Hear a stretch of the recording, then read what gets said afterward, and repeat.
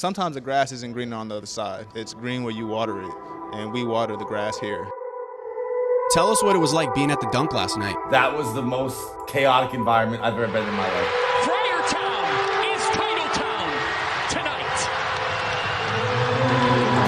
Here's Pip, guarded by Gillespie. Steps back, spins, fires. Woo! Pip gets. Who run shit like me? Top 5 basically. I still play for keeps. Ain't no fantasy. Hey. Ladies and gentlemen, welcome back to Divine Providence. We are ushering in a new era for the show, the first in-person show, and the first of the post-Kim English era. Mac, how you feeling today, big man? Possible, weight lifted off the shoulders. It feels weird. We're recording a podcast for a team who doesn't have a coach right now, but it's awesome to be, in person with the fellas and a lot to talk about. Welcome to my humble abode, boys. Yeah. Welcome in. We're in the queue. We're in an undisclosed location here in Quincy, Mass. The boys came up, really excited to do this in person. Like you said, no coach here in Friar Town or in Quincy Town, but we're going to figure this thing out one way or another. Absolutely. And Mike, you got a great place, man. We're really glad to be here. We'll have a lot to talk about today. Yeah. So we got no Josh Schertz. He's off the table completely. No Kim English, he's sadly off the table as well. And a lot of smoke around Bryan Hodgson. So why don't we get right into it? How are we feeling? Who do we think we're going to get? What's the outlook? Is it good? Is it bad? Are we sad? Are we mad? How do we feel? I mean, it's really a two-horse race right now between us and Syracuse for Hodgson. I think this guy is a massive, just insane fit for Providence. Personality. Obviously, he's a proven winner. I think the one knock on him is that he was at Arkansas State last year. But, I mean, it's not like you were coaching, Division III high school. He's a guy that's won, and he's got the personality for Providence. Also, we got avid mindsetter on the ones and twos back here. He actually came in with a tip the other day that Bryan Hodgson was the guy who recruited Brandon Miller to Alabama. So, great recruiter as well. It's a guy worth being excited about, and I think when there's smoke, there's fire. We've had a lot of Syracuse fans coming out of the woodwork all of a sudden. We haven't heard from these people in years. Now, all of a sudden, they need a coach. I got people texting me, Syracuse fans, be like, you really think you're going to compete with us for this guy? I'm like, yeah, I do, actually. Between the fan base, the NIL, the donors, the facilities, trust me, Syracuse has a lot to offer too. But at this point in time, I think Providence is the better job. Obviously, I'm going to say that because I'm a homer, but I actually really do believe that we're a better job. 2 years in the basement for us, and we do nothing but basically sell out the arena for all of these Big East games for the most part when this team stinks. Absolutely. You take a look at the Carrier Dome, the place is empty. Yeah, I understand it's a football stadium, and it looks a lot worse because of that, but you can't sit here and say that program and those fans supported Syracuse and these down years like we have. Absolutely not. And I'm a Syracuse supporter. I feel for those fans. They love basketball, just like us. I'm forgiven. I've forgiven them for leaving the Big East. It is what it is. At the end of the day, though, 2026, NIL is where it's at. PC has the resources, the commitment to basketball. They have the fan base, like Mike said. I think that ultimately it's going to come down to who can offer him more money, more job security, a better long-term deal. And the NIL is probably the biggest concern for a coach nowadays. If you're trying to win, you're trying to take the next step, thinking about the next 5 years of your life, it all comes down to how much money you can spend on the roster and then go from there. And we got Kim English, $10 million this year after a 12-win season. $10 million for Kim English after a 12-win season. Imagine how much money could be in the tank if Bryan Hodgson comes here, gets us back in the top 25, gets us to a Sweet 16, whatever. The sky's the limit. There's no football. Sky's the limit.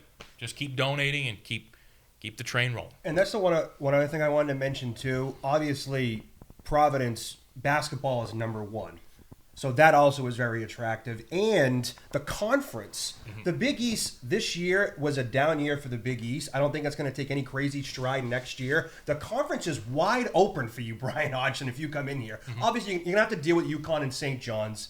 But we know we can compete with them, even with the team we had this year. We saw it. We beat St. John's at MSG. You probably should have won that UConn game at home, and you fumbled it away. Yep. You go to the ACC, you're going to be battling Duke, UNC, Florida State, Miami, NC State, all these teams. You come here, you could take over this conference in a couple of years.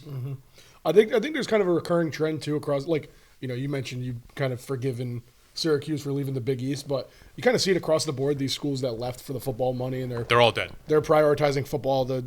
Syracuse, Cincinnati, Pitt, Notre Dame, Boston College, Boston, West Virginia. Like the basketball programs are suffering from that, and I think there's something to be said for, if Bryan Hodgson's here, like what does that NIL funding look like? Because, Kim English got $10 million in a year, where it's like, yeah, a lot of the fan base, I can't speak for the donor base like as a whole, but a little fatigued, a little kind of like, when's this thing going to break? Sure. So, I mean, a new coach, regardless of who the new coach is, I think kind of ushers in a little bit of hope in the fan base too. That's a fan base that's already psychotic and packing out the building when they're, 8-12 in the Big East. Yeah, absolutely. And I've seen a lot of Syracuse fans actually say on Twitter that we have football. PC doesn't have football. Like we should have more money than them.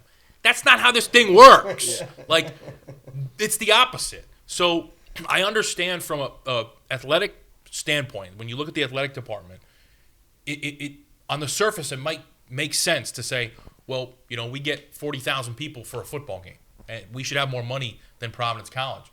You do have more money than Providence College. That doesn't mean you have more money to spend on the basketball program than PC, than Xavier, St. John's, right? These are all non-football schools that have a ton of money dedicated toward just hoops.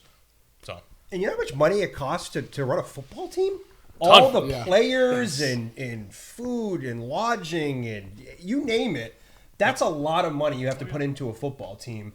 And staying on the Syracuse fans, the person who texted me was trying to chirp me about how Syracuse is such a better job than Providence, and he keeps bringing up the Final Fours. It's like, what does any of that how does any of that matter right now?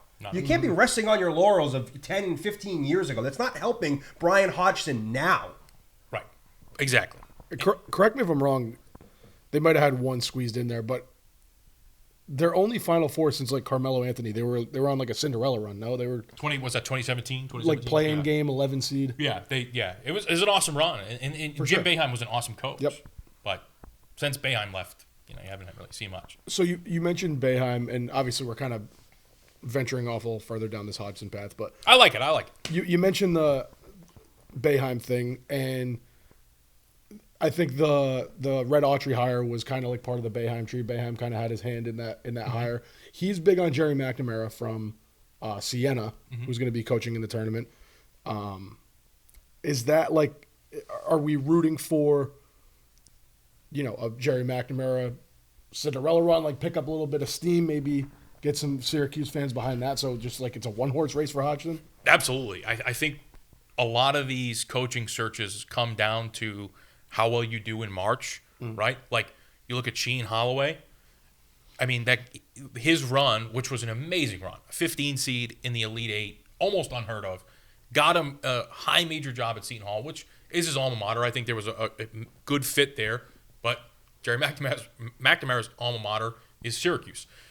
I think that with a little Boeheim influence and maybe a little run in March, I wouldn't be surprised if he's a favorite for the job. Right now, I think that, Syracuse fans really want Hodgson. So we'll just see. It's going to come down to NIL and where he prefers to be.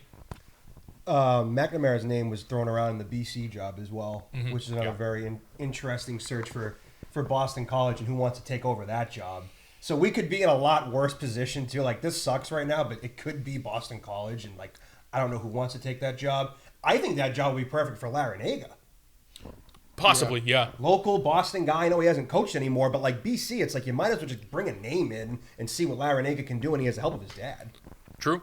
Very true. You mentioned Shaheen Holloway making a Cinderella run as a 15 seed and getting a job at his alma mater. Joe Lunardi has Siena as a projected 15 seed. So maybe he could go on a Cinderella run, land a job at his alma mater. Really, all you have to do, if you're Jerry McNamara and you want the Syracuse job, is win one game. Like, coaches have gotten jobs off of one win. Like, it happens. Or, one run or whatever. Like, it's really not a crazy formula. You just got to win a couple games. Yeah, look at Tobin Anderson, actually former Bryan Hodgson assistant, took down Fairleigh Dickinson, I think. Did he get I think he got a job at Iona right after that. Obviously not a huge step up, but, one win can get you, a good payday. I've also heard from Syracuse fans that they want out of the Jim Boeheim tree as well. Yeah. I think so. And I think that makes sense, too, because it didn't work with Autry. But I think that Jerry McNamara carries so much weight there with what he's done for the team and the Big East. Well, and you got Carmelo. Sorry, not to cut you off. Carmelo Anthony pushing for him too. There you go. So think about it like this. So when Knapp's trying to make this hire, I really think the fan base plays a huge part in that. And I wonder how he describes it to someone like Bryan Hodgson, or if he knows, or if he's on Twitter. Is Knapp just like, these people are nuts? Yeah. Like, how is he describing that? Because we are nuts, and it seems like he's kind of got a couple screws loose too, which I love. He has the PC aura. Yeah, he does. He definitely does. Yeah. When we were in New York this week, you were talking about how you love. I think he went on some show and was basically like, "I'll fight anyone who tries to take my place." I'll fight anybody. It's like they'll start hopping in the stands. I love it. Perfect fit. Perfect. I would say, look at this, right? We're here in Quincy. I live in Rhode Island. Mac lives in Rhode Island. The guy on the ones and twos lives in Rhode Island. Right? We drove an hour just to come and talk about PC basketball after another failed season, after a 12-win season before that. And you guys drove up here, and then I was sitting on this very couch watching us beat Butler, and the next thing you know, I go, fuck this. Yeah. Book a Amtrak ticket, book a hotel, and come and meet up with these guys. I woke up at 5 a.m. the other day to get on the Amtrak at 6 on the Route 128 stop to get up there and watch us get our freaking doors blown off. But I still had a great time, and I never second-guessed it once. Like, people spend money on this program. They spend money on the merch. They spend money on the tickets. They travel to go see the team. They go to the game in blizzards. Like, I don't know how much more we have to tell these people and these coaches how crazy this fan base is. If we get Hodgson, it's going to be just like when Kim got here. There's going to be T-shirts, slogans, like you name it. So we just need the domino to fall here, and we need something to go our way, man. We just desperate. Sucked recently. It's been tough. It's been a shitty, what are the 3 or 4 years? Yeah. Mike, I want to know what was going through your head when you were watching the Butler game. That kind of like, what was the domino to fall where you were like, yeah, I'm going to start looking at tickets? Well, I was already jealous that you guys were there and I wasn't. Okay. And then when it's like, okay, we're playing St. John's, I'm like, okay, if I have a chance to go and meet up with the guys and we beat St. John's and I'm not there, I'll never be able to live with myself. So that was a deciding factor for me. And honestly, Madison Square Garden would be a deciding factor for me, like in a coaching search. Right. Being able to coach in the Big East tournament. Forget the fact that you play St. John's there once. That's cool, but that's just another road game. Like, you get to coach at Madison Square Garden in the Big East tournament, the greatest conference tournament ever. Right. Yep. And greatest city in the world. It's fantastic. Providence, you're 3 hours on a train to New York. You're an hour to Boston. It's a great destination. It's a great place to be. And the fans are just disgustingly sick. Yeah. Just sick. Absolute sickos. It was a great time. I even though we got crushed, my train got there at like 11. I put my bags down, immediately go into the arena. Blink of an eye, we're down by like 20. I'm like, you gotta be shitting me. I just spent $20 on a freaking beer, like this big. We're getting our doors blown off. I mean, you got to, in this cup. This big. That big. $20 beer, by But the way. this cup is great, Great though. cup. Sick Great cup. I'll have that hopefully forever. Yeah. Hopefully, if I put that in the dishwasher, it doesn't like singe off. But no, we still had a good time. There was a ton of PC fans there. But if you're a college basketball fan, I don't know a better place you could possibly be than the Big East tournament. There isn't one. There isn't one. Mike, your story right there is just the definition of like you get off the bus and you're down 20. It really was. Literally got off the train and we're down 20. I didn't even have a coffee that morning. I'm like, fuck, dude. Like, straight to the $20 Mick Ultra. Let's go. And we never really stood a chance. I mean, they cut it to 11 at one point. Vox had a big and 1-3, which I don't think he hit the He missed the free throw. The free throw, but still, it was a crazy 3. And then, I think it was 11 we cut it to, and it was like, all right, let's see. And then next thing you know, like, forget about it. Like, we didn't really have to talk about a lot of the game because, I mean, I'm assuming almost all these players are going to be gone, including today the news, Aiden Durkak decommitted from PC, which not a surprise to anybody, but I'm not even going to bitch about the play on the court because I'm assuming almost everybody's gone. Maybe Jameer, maybe Harrell stick around. You got to think everyone's going to be gone, and maybe before they skip town, maybe, you know, if you're listening and you want to come on the show to talk about your experience, you know, I think that'd be cool. Yeah. You know, I also, that's maybe another thing, a coach with maybe a different approach to media. You know, I think that getting the players on these like alternative media things, like, you know, we have so many great podcasts and social media outlets in Friartown, and I think that maybe, you know, getting someone who's just like a, you know, more of a who cares, like it's not a big deal, you know, because it's not, like, who cares, just go on the show. The fans want to hear from you. You know, Jameer, you're still a Friar, brother. If you want to come on the show, you have an open invite. Definitely. Shout out now that the season's over. I mean, there's still going to be a lot of content coming out, obviously, with our coaching hire, but just a lot of good content from a lot of different Providence content creators between podcasts and, you know, supplemental content. So shout out to everybody, which again, it shows how crazy, you know, the fan base is. And you have, I mean, how many podcasts are there of Providence basketball? Five good ones, you know. And the Q's fans are like, you don't even have a fan base. No one cares. It's like, what are we talking about? I'm actually kind of baffled by some of the stuff on Twitter I've seen, and like people coming out of the woodwork that went to Syracuse texting me. It's like, just leave me alone. Everyone's gonna come and give me shit. Just let me root for my freaking team, okay? It's with our coaching search, you know, basically going on for the better part of the last like 6 months. I feel like it's a lot of we're competing with other schools for this guy. What's this? And it's just a new fan base comes out of the woodwork every 2 weeks, and they're like, "Wait, Providence has fans?" Right. It's like, dude, lock in. Like, you have not been paying attention. And this person also told me, "quote You're drinking the Kool-Aid over there." Come on, man. I've been rooting for this team since I was like 4. It's insane, too, because we don't have media members that want to cover the team positively. So, like, these social media, like, people that we have supplement for that. And they do such a great job. But we could be even a more powerful brand if we had one guy who's like, you know what, like pro PC, like I'm gonna pump PC. Syracuse is like a journalism school. They have like national media members all over the country that are pumping Syracuse, and their footprint in basketball in the last 5 years on a, you know, social media scale, national scale is very low. And like I saw one Syracuse podcast, and it was Locked On Syracuse. Locked On is a, you know, a big brand, but that's like they mostly talk about football, right? So it's like, yeah, okay, like basketball obviously is important there. Don't get me wrong, but it's a podcast that is a football-centric podcast, and it's like, I don't know, it doesn't really move the needle. We have 5 PC podcasts that are strictly dedicated to basketball, and we've won a total of like 30 games the last 2 years. So, you know. Shout out to all the Friars content creators out there. Shout out. Got to meet a lot of them this year. Like, yeah, I feel like we are turning the page on the season. Got to meet a lot of cool people this year, for sure. A lot of cool people. I mean, you guys introduced me to a bunch of people this year as well.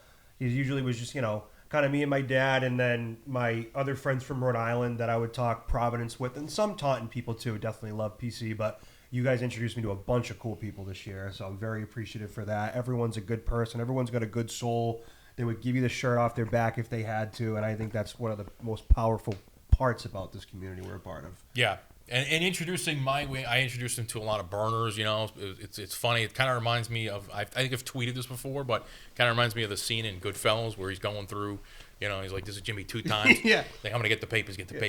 You know, and it's just everyone's got like a burn name, like, "Oh, this is Donnie Mexico." You know, This is Avid Mindsetter, which, you know, fuck him. But you know, it's really funny. It's a special, unique place, and we went to Jack Dempsey's, and you know, you meet more burners and you meet more people that are just diehard fans, and it's so unique, so special, and something that you don't really see anywhere else. And I mean, don't get me wrong. Fan base can be a little harsh, can be a little Totally. tough. They're harsh on the team. They can be harsh on us. I mean, they chirp Mac for having his Alabama pajamas on, but it is what it is, and that's what makes it so special. And we're totally fine with getting chirped if the team is good and we're having a good time and everyone's enjoying the content and enjoying the Friars. So And you're right. Like, not everything is rainbow and butterflies. There are some not great moments from Friar Town. Like, we can't sit here and say everything's great. There definitely is some times when people definitely do go over the top with it because people care so much. I'm not saying that that's right. But yeah, sometimes people can be a little harsh, a little bit too harsh on some of the players. Say some pretty nasty things. So we understand that. Like, we're not condoning being an asshole. Right? So no. we just want to put that out there as well because I know people would check us on that. So absolutely. Guys, obviously we went straight into the Hodgson stuff, but which we're watching him right now. They're playing right in front of us. So are we? Here they are. They're literally showing a montage of this guy right now. They're doing like a thing on him. Yeah. Are we rooting for USF right now, or are we just like let's this guy. If USF doesn't make the tournament, we can hire this guy earlier. What's the?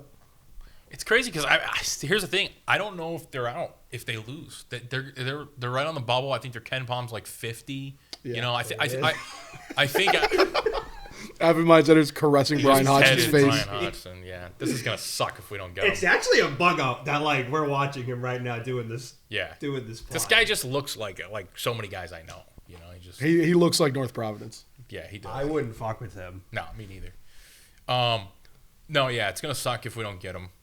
But at the end of the day, I think that the program and the athletic department is in good shape, and whichever direction that we go, I think it's going to work out. Mm-hmm. This is a corrective hire, and corrective hires a lot of times do work. The foundation is there, it's in place. But I don't know. I mean, 24-8, 15-3. I mean, phenomenal season, phenomenal record. 50 in Ken Palm. I don't know, man. They might be on the wrong side of the bubble. So if they lose, something might come out like as early as Monday. You know? Who knows? This thing could happen. Yeah, like you said, by Monday. But I think it depends on how they do here. But I would like to be in the building for the opening press conference. Yeah, for whoever it is. For whoever it is, I agree. I think we can probably make that happen. That would be fun. We can make that happen. Also, open invitation to whoever the next head coach is on the show. Yeah, you can come to Quincy. Yeah, true. Come hang out. We'll record, slug a couple beers after. Yeah. Have a good Mike's time. got a great patio there. We can hang out. Oh, imagine that in April. I got to get a grill Weather out breaks. here. Yeah, grill I usually have the Friar flag hanging, but the nasty winter, I had to take it down because it was gonna get ripped off the hinges. But yeah, I got a little, I got a patio, I got a little deck thing upstairs off my room. It's nice over here. I like the queue. I moved here in September, so I'm still getting used to it. Living alone for the first time, so kind of adjusting. I've had roommates for forever, so but I like it. So far, so good. Well, it's a good spot. It's a good spot. You got a little upstairs piece. I don't want to say too much because I don't want people to get on the old internet machine and maybe Google Earth start to action. doing a little putting together the pieces and Imagine that. Well, there's some Someone's sickos at out this there. door like. Not only that, but Divine Providence has a lot of sicko fans, and then also Mike's part of Section 10, and they got even more sicko, unbelievably good fans. So you just never know. You don't want to say too much. I know. Quincy's huge. I'd be impressed if somebody found me. I'd be like, holy shit. It's almost impressive at that point. It's like, oh well, I there's. think you know what? Why don't you come in, have a beer? Yeah. Cons, there's a pipe bomb at my door. Pro is like, oh, that was impressive. Good pull. Not even mad. It's amazing. Baxter ate a whole wheel of cheese. Not even mad. It's amazing. Shout out Anchorman. I have seen that movie. I want that to be known. Another guy that we've been targeting, speaking of Anchorman, is the former UC San Diego coach, Gerard Calhoun. But now the Cincinnati job's opened up, we kind of think that he may be a good fit for that job. I think that he did go there, Although I think that's a little overstated sometimes, like the regional fit. Like, all right, Hodgson grew up in upstate New York. Gerard Calhoun went to Cincinnati. Ultimately, like, there's no loyalty in college basketball anymore. These guys aren't really like caring too much about those kinds of things. It comes down to where's the best place for you to win for the next 5 years. So we'll see. If we don't get Hodgson, who do you guys want? I don't want to rule out the possibility that there's a wild card name out there. Yeah, totally. like, I can definitely see that. Because at the time of recording, really the only realistic names out there right now, rumored to be around PC are Hodgson, Herb Sendek at Santa Clara, and Jay Larranaga. And those are only 3 names. So, let's say someone wants Sendek or Sendek wants to stick around at Santa Clara. And, Syracuse matches PC's offer. And Jay Larranaga, you look and it's just I don't know if that's really the right fit. He doesn't really have any head coaching experience. Then that opens up a scenario where a wild card name comes in. Mike Malone? A little Mike Malone action. I think he's in that Billy D category though, where it's kind of a long shot. But yeah, it's. I feel like there's too few. This is also something we've really never been through. Yeah. As a fan base, but there's just too few names for there not to be a wild card. I feel out of nowhere. Yeah, the Kim hire was a little bit different. Kind of seemed like that was something that moved pretty quickly. Mm-hmm. There wasn't this lull period so much where a lot of speculation is happening because the Kim thing happened. We were late. Cooley left after the tournament. Yep. With this, we know Kim's gone pre-NCAA tournament. Right after the conference. We knew realistically we knew in January, but unofficially we knew before the conference tournament. So now you got a lot of time to speculate, rumors swirling, agents to use social media.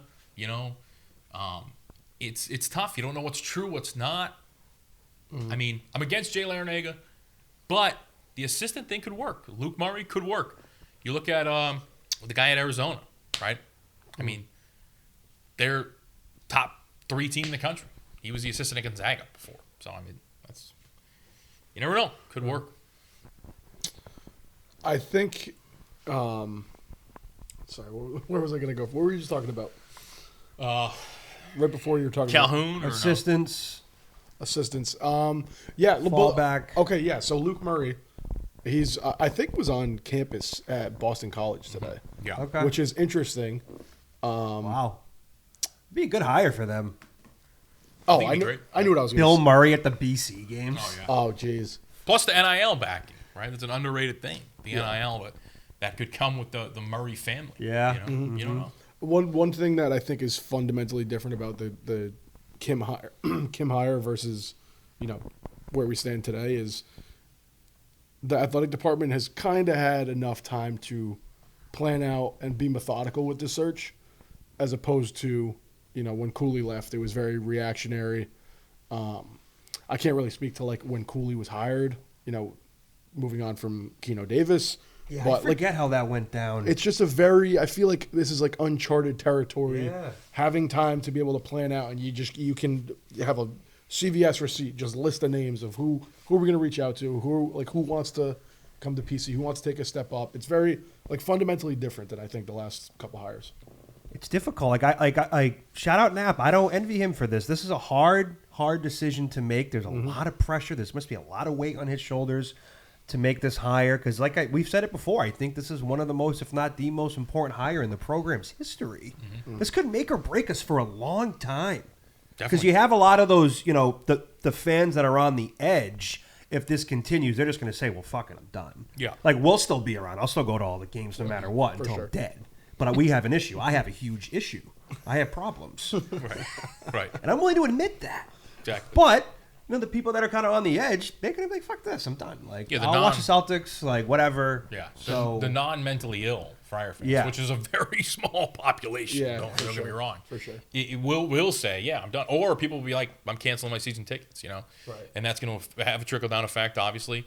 So it's a very important hire. With Cooley, when they hired Cooley, the program was more of a place of desperation. Yeah. We were kind of looking for someone to come save us. And, that's why I'll never be upset about hiring Ed Cooley. I think that the program has grown to a point where we can do better, and I don't think we should look for the next Ed Cooley. I think we should aim for someone with a higher ceiling.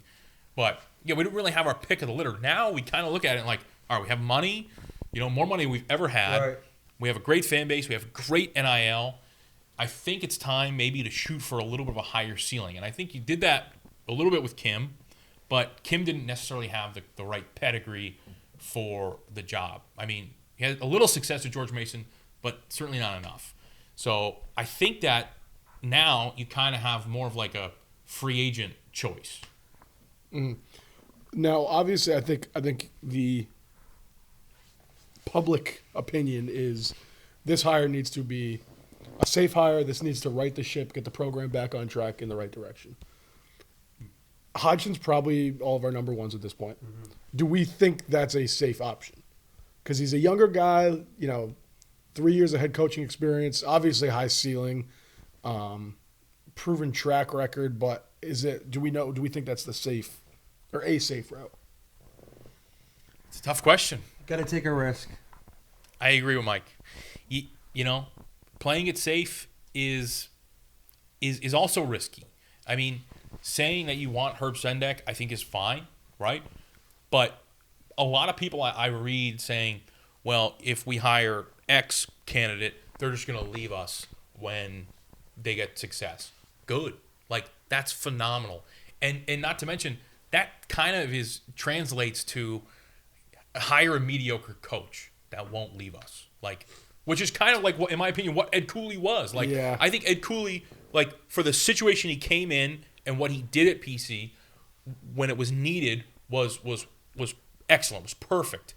But realistically, one Sweet 16 in 12 years is a really beatable thing. And we should be looking for the next Patino, Gillen, or Barnes rather than the next, Cooley or Tim Welsh, personally. No offense to Tim, great guy, love him. But. And I mean, what a tall task to anybody who's taking on this job. You have to rebuild a completely new roster. Yeah. You want to? There's not going to be a dull moment all summer. No. We got the new coach coming in. We're going to be looking at who's in the transfer portal, who's coming here, who's going to be the point guard, who's going to be the big man, who's staying, who's going. Like, this is going to be an exciting offseason for us, no matter who gets hired, because the sky is the limit for us. Like we've been talking, beat a dead horse about the NIL and the money we have. But yeah, no, it's going to be interesting to see who and who they bring with them. Like, who's Hodgson going to bring with them? How many of these guys on this USF team would want to come if he comes here? Mm-hmm. Mm-hmm. I think it's a unique opportunity. Like, hey, Bryan Hodgson, for some reason, if you're listening to this, I mean, probably got better things to do. You're probably on your way to the NCAA tournament right now, but it's an exciting opportunity. Like, you get to spend more money than you've ever spent in your life, like building, forming this roster. Obviously, you bring some guys with you, but like a lot of these guys that are coming up, like they've never had this much money to be able to spend on a roster. A Santa Clara, South Florida, even a St. Louis. I know Schertz obviously signed that extension recently with St. Louis, but like these schools that these guys would be coming from, it's a luxury to have this NIL funding. Absolutely, and the basketball money here is genuinely insane, and I think Bryan Hodgson saw that firsthand when he was coaching at Mohegan against old friend Rafael Castro. Right, that was the USF George Washington game. Yeah. And wrapping up that game, PC fans were filing in, and they were all going down to the VIP area, and we were eating lobsters and steaks, and everyone was in the VIP, jam-packed, open bar. We rented out the whole bar, and not to put down USF, obviously, but they don't have anything. They didn't have anything like that. They obviously didn't have any fans there, which more of a geographical issue. Right. And I think USF is honestly a very underrated place to coach basketball. But like, you see that money, and you're coaching the end of the game, and all these PC fans, eating fucking caviar and lobster behind the hoop at Mohegan Sun, and they're gonna go spend thousands and thousands of dollars on the casino floor. So I think it's just I think that he's seen the money, he's seen the fan support, and we were all kind of rooting for George Washington because of Castro, but maybe Knapp had a little meet and greet with him and said, hey, yeah, look at what we got. Yeah. This could be yours. We talked about Bryan Hodgson on this very show back in February. Yep. Did we? We did. Oh, we did. Okay. Yeah. Mm-hmm. Yep. You actually make a good point. I wonder if that day in Mohegan was when Knapp was like, hey, this not like maybe pitching anything to Hodgson, but being like, this guy's a guy. Well, You know? Look at him getting after the refs. yeah. Oh, Yeah. he goes, okay.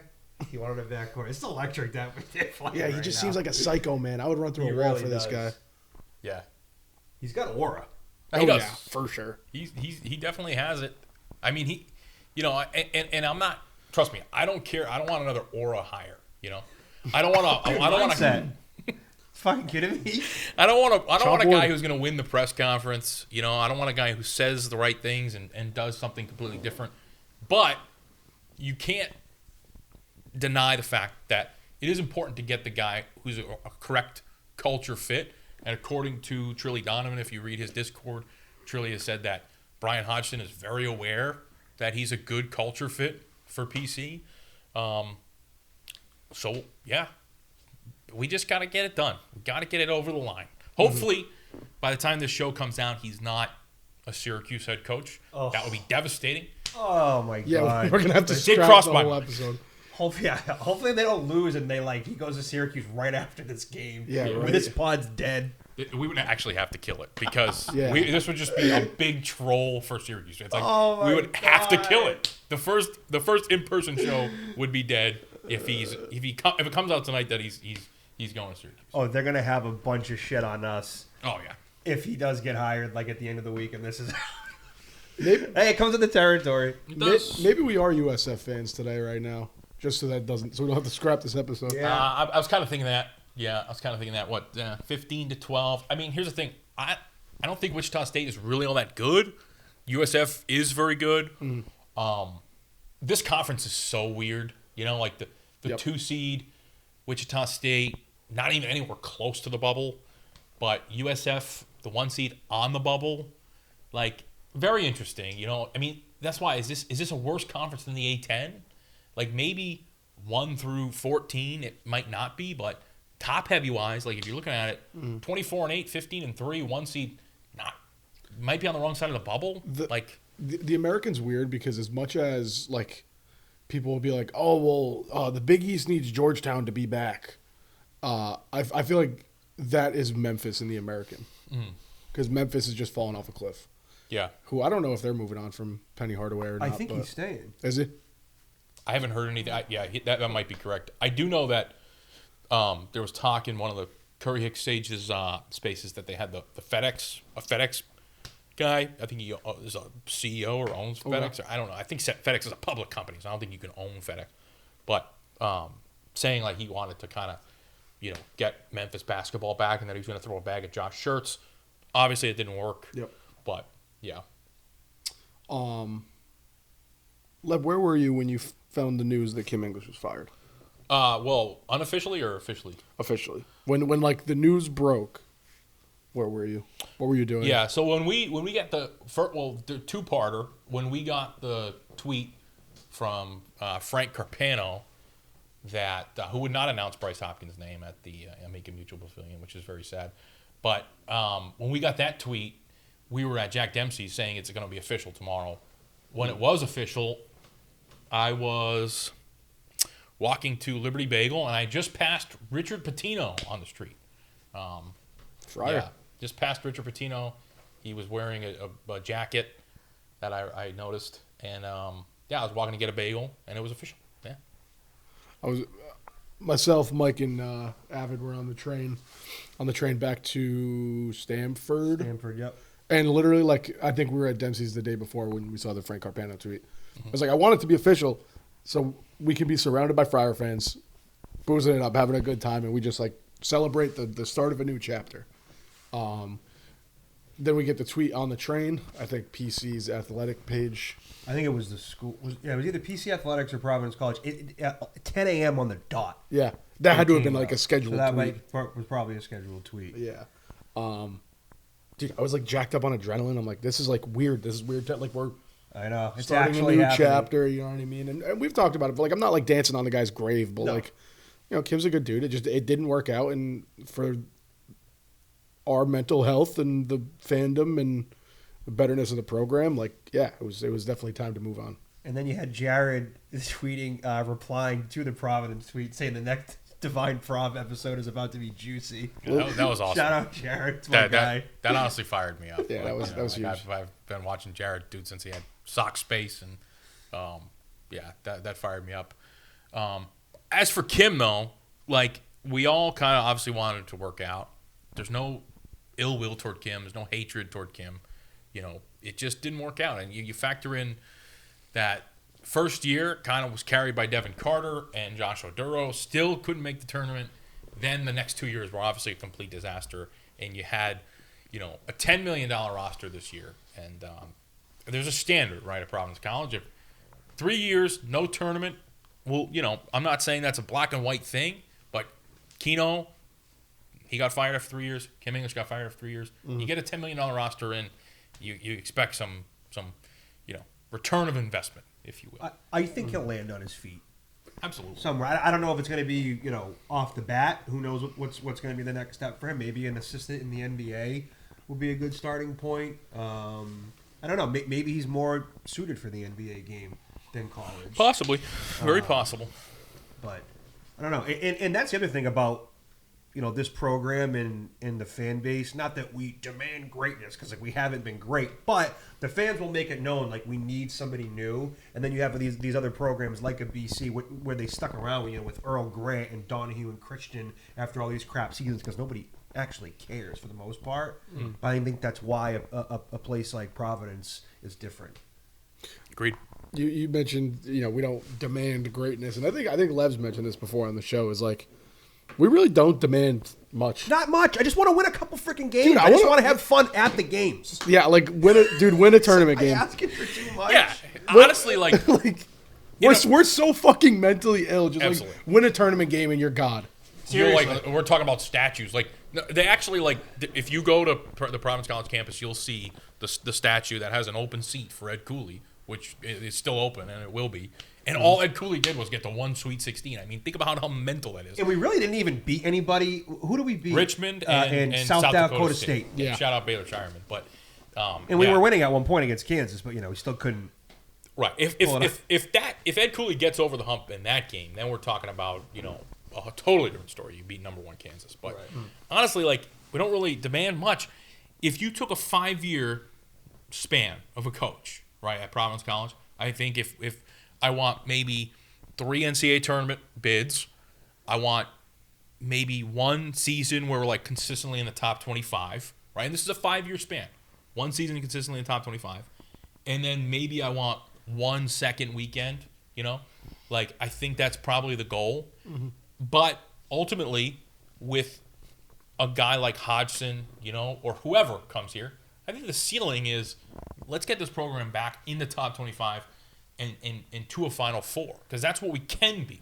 You saw it with St. John's, and yes, they have a massive donor, an angel investor in Rapoli, but they're not really spending that much more than PC. It's not, the gap isn't huge. Mm-hmm. So obviously Rick Pitino, unbelievable coach, no doubt, one of the best ever, if not the best ever. I just want that marquee crazy win before I'm dead. Yeah. Is that too much to ask? No. That marquee, you beat a blue blood and you just can't fucking believe it in the tournament, like a game against Kansas. Just give me something to hang my hat on. Just because, to a lot of these other fan bases, it's hard for us to chirp people because we don't really have much to say as of late. So I'm not asking for much. Me neither. Let's win some games, get into the tournament, and then once you get in, anything can happen. That's exactly correct. This is now, what's that? 18 to 15. Yep. South Florida up. So we'll see, man. We're watching it unfold in real time. These players have his kind of aura. These guys are getting fired up after every basket. Hard nose. Yep. I was just about to say, man, even if we don't end up hiring Hodgson, I want someone who's going to bring back, the gritty, tough PC culture, we have to play defense, man. Yeah, that's the thing. It's Kim's whole thing was this NBA style offense. It's not going to work here, I don't think. Yeah, well, I mean, not even. Yeah, culture wise, it's not going to work at all. That is the identity of the Providence College logo. Yeah, it could have worked. The NBA style offense could have worked with Kim. I think the execution just wasn't there. I mean, it technically was. Like we were one of the highest scoring teams in the country. And I mean, because I was complaining about that at the game. About I just don't understand how you could have the worst defense in school history and one of the best offenses in school history, and then people will watch games and be like, they don't run any plays. Like Thad Matta in the huddle in the first game, he was like, they're not running any sets. I can't guard for you. Just go out and guard. They're not running any plays. Right. And I was saying that to you. I was like, how the hell? And you're like, well, they had one of the best offense in the country, so I mean, they must be doing something right, regardless if they're running that many plays. But was it just the volume that they shot the ball at? It was crazy. The best argument that I heard for Kim English year 4 was where the offense was last year compared to how the offense was this year. If you can have that much of a turnaround in 1 year, going from they were bottom of maybe the worst offense in the Big East last year.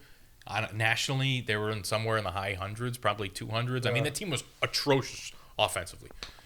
If you can do that in 1 year and that transition to a top 30 offense, then maybe you see what he can do with the defense one more year and say, hey, well, maybe we can turn the defense around.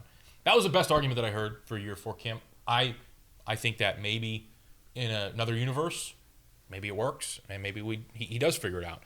But unfortunately, this is not that universe, and we will never know. Ultimately, I am happy with the decision, and I think that it was very necessary. Yeah, I think we can kind of all breathe now. It's like, all right, the suffering is over. I mean, at least for now, I guess. But this era has concluded, and I think, I mean, we've talked about it before. Like, I don't think it's crazy to say that, Kim could end up at another place and kill it. Like, he's a player's coach and obviously has experience and has been on some pretty good benches. But Definitely. It's just not, Look at these guys getting fired up. You just some of dapped the up a fan. USF fans, too, are Yeah. going crazy. Oh, yeah. Kind of fired me up right now. Shit. Can we talk about how empty those seats are? It's the There's nobody conference here. championship Where on a is Sunday this? afternoon. This is a dead conference for fan interest. I'm not saying there's not some good programs in here. Yeah. But fan interest is it's so dead. I mean, it's all these programs are in football areas, and USF is a football school that has a low-level basketball program. And you combine those two things. Like, we're talking about how we're more of a desirable place than Syracuse. I've heard some USF fans. Yeah, they're talking shit now all of a sudden, too. It's like, That's what the hell are you insane. talking about? What are we doing? You're like, okay, USF USF was in the Big East at one point. We understand that. But you guys are a football school, and now you're a low-level basketball program or a mid-major basketball program. So you can't really make the argument. Those are like 2 death sentences. You can't have 2 of those things. Now that I think about it, USF's another one of those schools that left the Big East and just kind of like fell off a cliff. Yeah, and I don't think that they had much of a choice. They're kind of in the I mean, it kind of worked out for Rutgers. They're in the Big Ten now. But how about the money that they wasted? Oh. And they wasted a ton of money, and they went nowhere. And they also said they had this crazy firework budget. Did you see that? They wasted a bunch of money on fireworks. Oh, I vaguely remember Rutgers. that. Yeah. No. Fireworks? Yeah. I think for the football games. Oh. Yeah. Yeah, okay. See, that's the thing. Football programs cost a ton of money. Fireworks. Syracuse needs fireworks. They can't pay ours. all we're paying for is the inflatables behind the hoop during free throws and you know the leaky roof and and you know and the caviar behind the hoop at Mohegan Sun. Yeah. So we don't have our program pays for itself, and then some. So the only thing I ask for is just add a couple more urinals into the bathroom at the end. Never gonna happen. Shit. Never ever gonna happen. There's because space for it. Never gonna happen. Put a trough. I don't care. Never ever gonna. The happen. lines are too long. I don't drink at the games. Never gonna happen. Because of that. The Amica Mutual Pavilion and the people who run it like to see PC fans suffer just a little bit. So it's just enough where they know, because they're the only event that sells that place out that is male dominant, right? So like you go to a PC game and it's a lot of men, and that's why the bathroom lines are so long. But there's no one waiting for the women's room. And you went last year in the NCAA tournament. I mean, it's a shit show. You missed. I went with Mac and his brother. We missed like a third of a half just waiting for the bathroom. Like it's crazy. I will say there were lines at the Garden, but They move. very minimal. Yeah, there's a ton of urinals in those bathrooms. It was a good. They do move those lines. Good traffic. Yeah. But I mean, that's the difference. Like, they have so many more bathrooms, so many more urinals, and that's a 17,000 seat arena, and we hold what 12,500 for basketball. Yep. So. I was trying to look at that. It said Bryan Hodgson's bracelet. Did we see what that said? Because we have a Yeah, light and a camera it said- in front of the TV. It said "Love wins AAR." So I'm not sure the meaning that is. Also, for anyone listening who is unaware of Bryan Hodgson's childhood story, do some research on that. He has an amazing story. Grew up, I think in the adoption system. Pretty rough childhood, but he says he uses that as a way to relate to players, which I think is awesome. Like I read it, I think Friday morning, and I got chills reading the article. Like you literally ready to run through a wall for this guy, and like you said, perfect culture fit. So yeah, I think this is a pro Hodgson program. Obviously, Schertz is off the table now, but Hodgson, I'm ready to run through a wall for this guy. So hopefully he can sign the dotted line soon. The PCBC curse. Josh Schertz loses to Dayton. Dayton ally of the PCBC. Shout out Dukes. Yep. But yeah, he's cursed. He's never going to win another basketball game ever in his life. The PCBC curse. Hey, but he got a payday though. I mean, No, yeah, he got a huge bag. And So- they're gonna be 0-30 next year. Never fails. St. Louis backed up the bags for him though. I mean, Yeah. like honestly, shout out to St. Louis for keeping. I mean, he was the hottest name in coaching, dude. Not just PC, but Cincinnati wanted him, Syracuse wanted any place with an opening. Josh Schertz was probably 1A on their board. Definitely. So for St. Louis, a mid-major program to keep him around and up the NIL, probably give him a little bit of a pay bump is, that's huge for a mid-major. And I've been to St. Louis, and it's really nothing to write home about. Yeah. Yeah. No, yeah, not a great place to live necessarily, but I'm sure it has its nice areas. Just I don't know. I mean, at the end of the day, we probably hate it, but Josh Schertz staying with St. Louis is good for basketball. We don't like it, but it's good for basketball. It shows that some mid majors can maybe shoot for that goal of being Gonzaga. I mean, I remember kind of the same things happened when Hurley left URI, and URI fans were talking on the message board being like, he can make us Gonzaga and whatnot. And URI is a state school with very little basketball funding, and it was never going to happen that way. Obviously, and Dan Hurley made the right choice. With St. Louis, they're a private school, and all their money comes completely privately. And if you have an angel donor, which they do have, the Chaffetz family or whatever, it can really work out. So good for St. Louis. Josh Schertz, sadly, PCBC curse, will never be successful ever, but good for St. Louis. What do I do with the shirt now? I think you should burn it. Yeah, and just throw it frame out. it. I think It's it would have been historical. cool. If he signed with us, I would have framed it. I think you should keep it. I was keep it. It's a good memory. I was being egregious, but especially when you look back over the next 6 years and he doesn't win a game in 6 years because of the PCBC curse, it'll be like, wow, this is iconic. It's going to be really sick. So Yeah. Going back to Hodgson, I was texting with Levin. I was saying, if anyone on the show has any connections, can we get Bryan Hodgson and his family invited to the Travis Kelce, Taylor Swift wedding in Rhode Island this summer? Can we get him in there? Anybody out there? He kind of looks like Give him an invite. Him and his wife. he kind of looks like he could be like a Kelsey uncle. Yeah. Uncle Ned's now kids. I'm out. I'm out. The Kelsey family is a disaster. Oh, they were a shit show a year or two ago, and they Donna were just, Kelsey's everywhere. redoing her kitchen though, which is big news. Yeah, Biggest a lot of people off-season are talking news. about that. Yes. Yeah. Most exciting NFL off-season storyline. Yeah, no, I mean, listen, I think that Rhode Island is a very desirable place to live if you have money. Like, people sometimes shit on Rhode Island. In the there's some tougher areas, like obviously south side of Providence isn't a great place to live. North Providence isn't unbelievable, where I live. But at the end of the day, like, if you have money, like, Rhode Island's awesome, man. You got Newport, you got East Greenwich, you're an hour from Boston. Does he golf? Great golf around. Yeah, I mean, you got so many great country clubs, private and public, honestly. So, yeah, just a great place to live if you have a little scatto. Yeah, For sure. Great Italian restaurants. as some say. Can we talk? Wait, real quick. St. Louis fans tried to say that. I've never heard of them having good Italian food. Never once have I ever heard that. That was the funniest tweet I've ever read in my entire life. Someone dead ass seriously said St. Louis has better Italian food than Providence right now. No, it wasn't that. What was funny is they said that Josh Schertz, it was a direct quote, Josh Schertz is really enjoying the Italian restaurants in St. Louis's district called The Hill. Like, that was an actual quote. And Rhode Island, it's so funny because Rhode Island has the best Italian restaurants. Not necessarily like best pizza, but like the best Italian restaurants in the country. And they're on Federal Hill, and we call it The Hill. So it's like, that was the ultimate, like, someone said, like, hand on shoulder meme. Yeah. That was really funny. I got a good kick out of that. The only place I heard people like, and I tried it and think it was good in St. Louis, is a place called Emo's.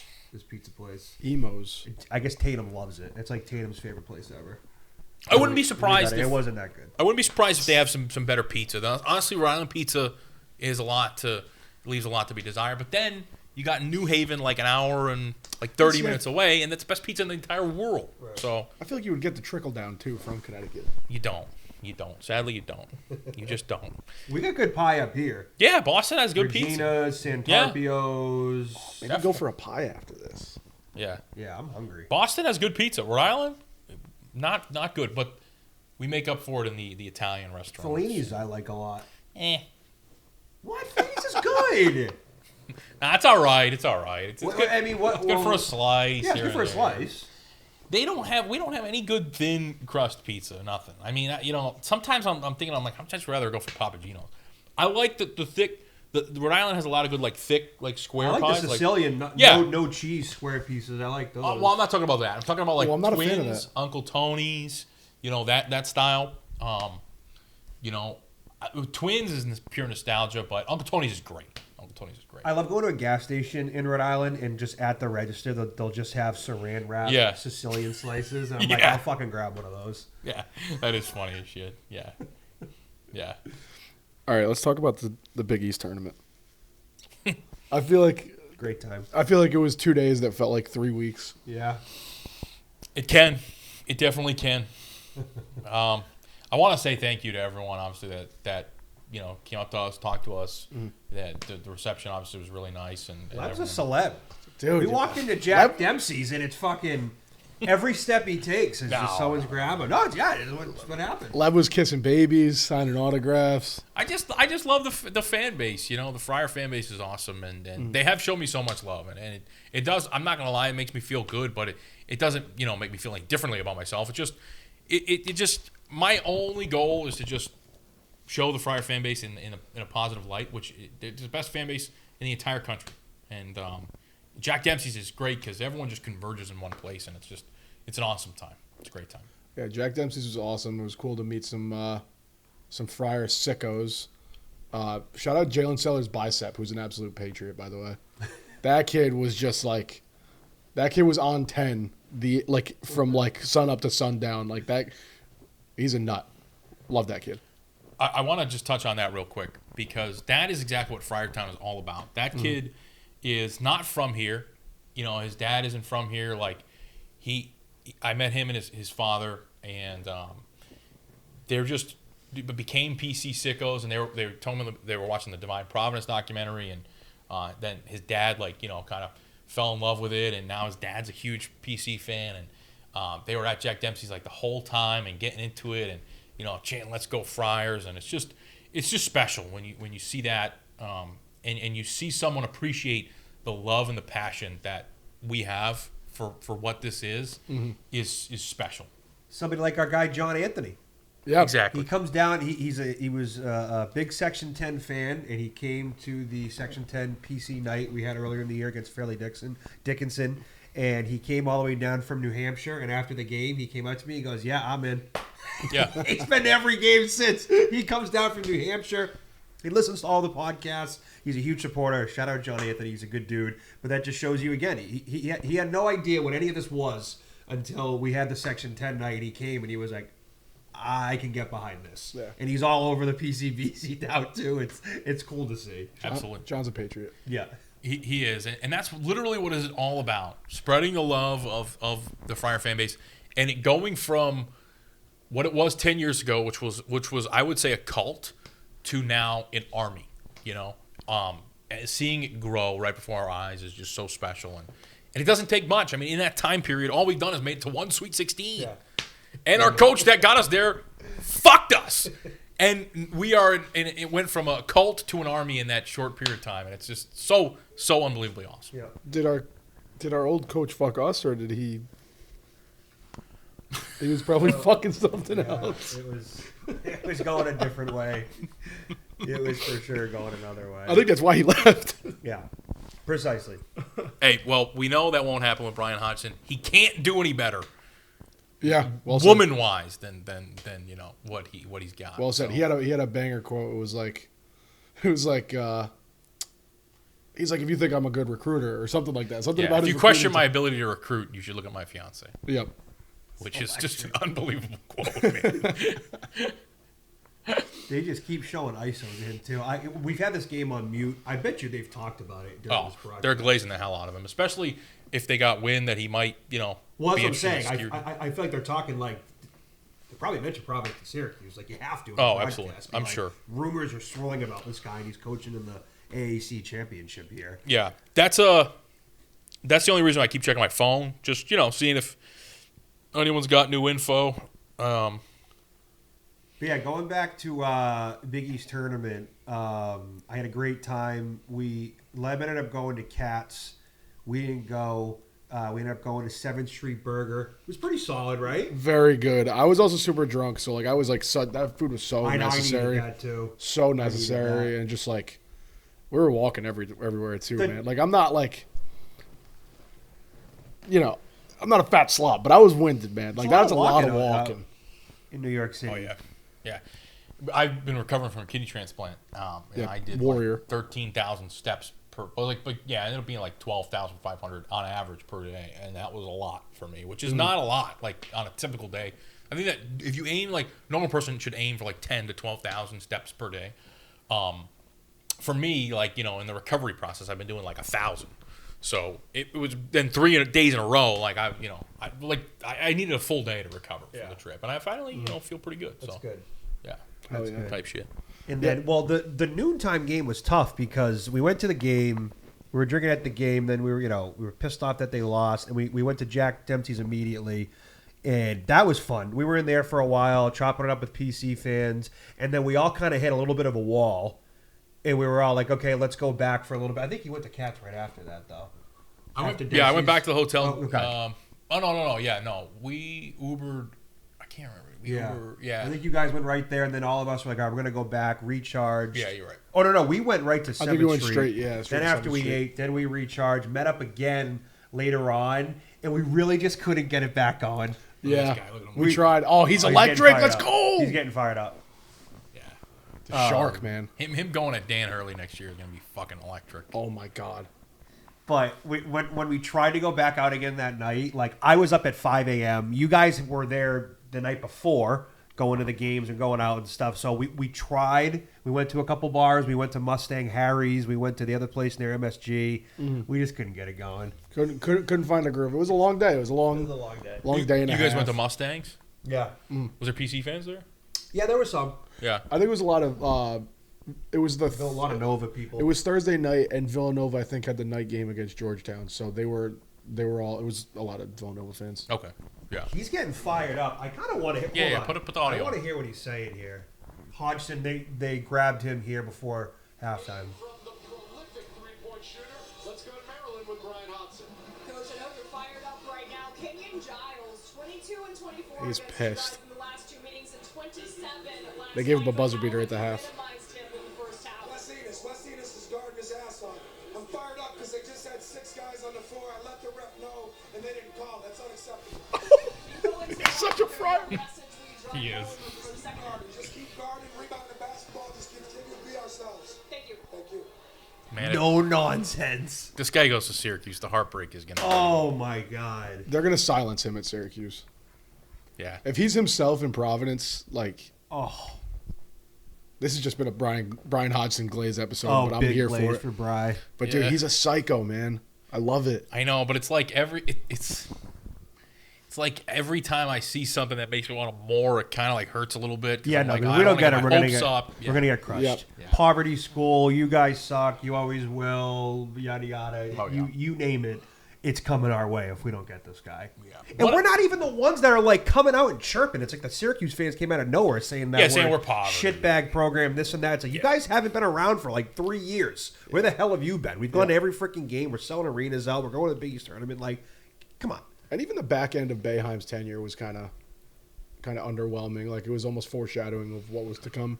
I don't know. Just listen, Jerry McNamara is a great hire. As a lifelong Syracuse fan, I say yes, Jerry exactly. McNamara is a good fit. Exactly. If Jerry McNamara is not the next head coach of Syracuse, I'm canceling my Syracuse season tickets. No, but I said it last year. You can't go to an NCAA type event, whether it be NCAA tournament or a conference tournament, and not see a lot of Syracuse fans. You know, so like if we get Hodgson over Syracuse, like I'm not going to dance on their graves. At the end of the day, these people are college basketball sickos just like us. I think they're just getting old. But they're going to dance on our grave. They will. They will. But you know what? I'll take the high road. St. Louis fans, you guys can get fucked. I mean, like, you guys are nothing, absolute nothing. And Josh Schertz, obviously PCBC curse, never going to win a game again. But well said. You know, like those guys are clowns, whatever. But yeah, I mean, Syracuse fans, I can at least respect the history. That doesn't mean that I would choose them over PC to coach there because I'm not, delusional. But I do respect the history and I do respect the winning that they've done a lot, Back to 7th Street Burger. Dude, that burger was fucking gas. I told you That guys, thing- it's fire. It was I just, told and you it was guys. really just like mac sauce and but Yep. like the jalapenos on it. I was Yeah. rocking with that, a little fresh jalapeno. They're bringing one to Newberry Street in Boston soon. Yeah, I'm gonna have to assault that place. Yeah. I was sad about not getting it until Mike told me that. Now I'm not that sad because I've never had it.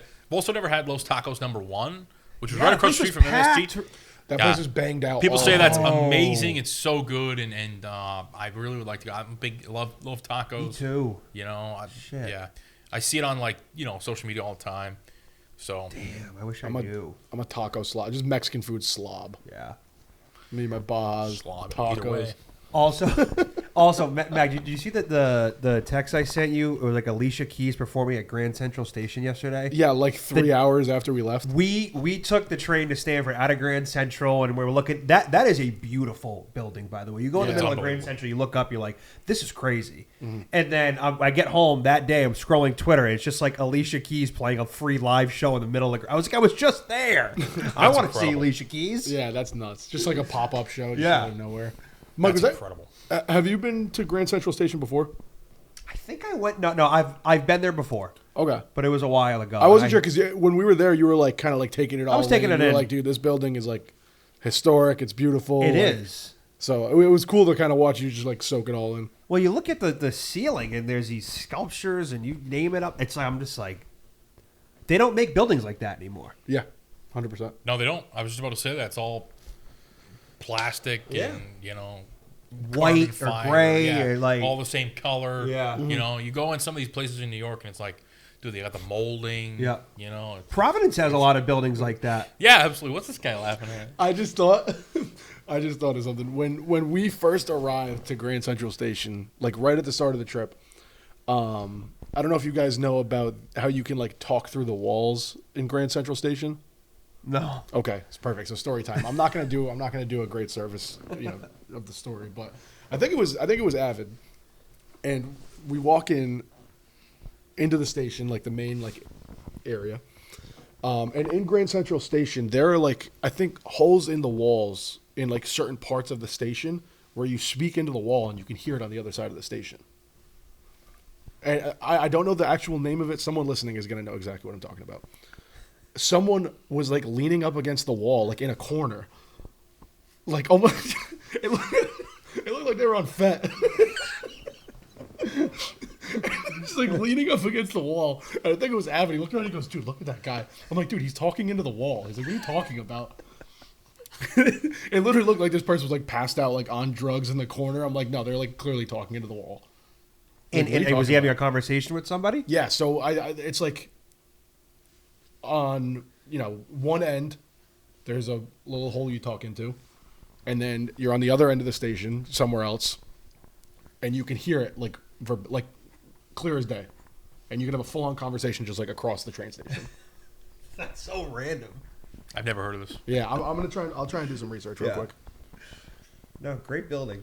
And you can talk into the walls. So I mean, You talk to the wall. They don't make buildings like They that don't make them anymore. like that You anymore. can't fucking talk into the walls with fucking this kidding me? Quincy bullshit. South Station. You ever see that? Yeah. You ever go to the bathroom at South Station? It's so funny, dude. Imagine someone telling you like why it's a great place. Like, dude, you can talk to yourself. Like, it's amazing. Talk to the fucking All right, wall. buddy, take You it kidding easy. me? Yeah, okay. Fuck away from me. The Whispering Wall at Grand Central Terminal in New York City is an architectural marvel. Oh. Outside the Oyster Bar, where two people can whisper in opposite corners of the arched atrium and hear each other clearly. Sound travels along the ceiling's curved hard tiles. Wow. See, they don't make them Yeah, like that. without being absorbed. That sounds like it was inspired by Rhode Island. Talking to yourself outside of an oyster bar. I think I've seen that maybe dozens of times in Rhode Island. So that sounds like some Harry Potter shit. Yeah, Shout that's out, the first thing I thought of. Shout out Harry P.